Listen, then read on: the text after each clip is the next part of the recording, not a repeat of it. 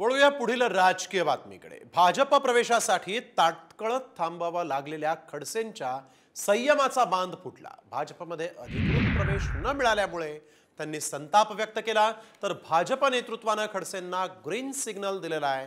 त्यामुळे खडसेंचा भाजप प्रवेश आता चर्चेत आलाय। पाहूयात त्याचाच आढावा घेणारा हा एक स्पेशल रिपोर्ट। खडसेंच्या प्रवेशाचा मुहूर्त ठरला।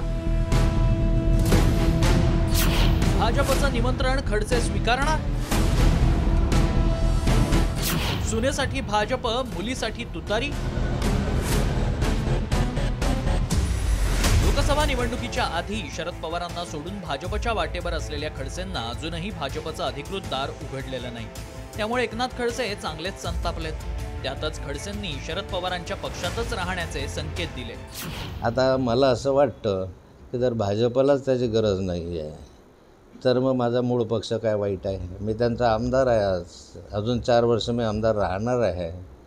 त्यामुळे भाजपने जर मला हे नाही केलं तर मग माझा मूळ पक्ष बरा आहे। लोकसभेला 4 महिने झाल्यानंतरही भाजपत अधिकृत प्रवेश न झाल्यानं खडसेंनी राज्यातील नेतृत्वावर टीका केली। मात्र गणेशोत्सवानंतर खडसेंचा पक्षप्रवेश होण्याचे संकेत फडणवीसांनी दिले। दुसरीकडे गिरीश महाजनांनी खडसेंच्या प्रवेशावरून खोचक टोला लगावला। त्यांच्या संदर्भात आमच्या केंद्रीय नेतृत्वाने निर्णय घेतलेला आहे। तो निर्णय आम्हाला सर्वांना त्या ठिकाणी मान्यच आहे। त्यामुळे केंद्रीय नेतृत्वाशी चर्चा करून गणेश उत्सवानंतर त्या संदर्भात योग्य निर्णय केला जाईल। चालेल, मग आम्ही फटाके फोडून स्वागत करू।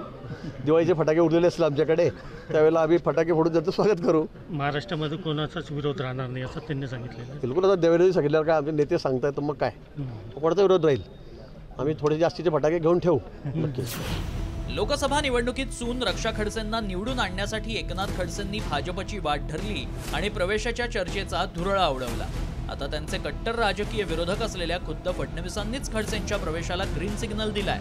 त्यामुळे खडसे खरंच भाजपत प्रवेश करणार की आता मुलीचा विधानसभेचा मार्ग प्रशस्त करण्यासाठी पुन्हा तुतारी फुंकणार याबाबत उत्सुकता लागली आहे। ब्युरो रिपोर्ट, साम टीव्ही।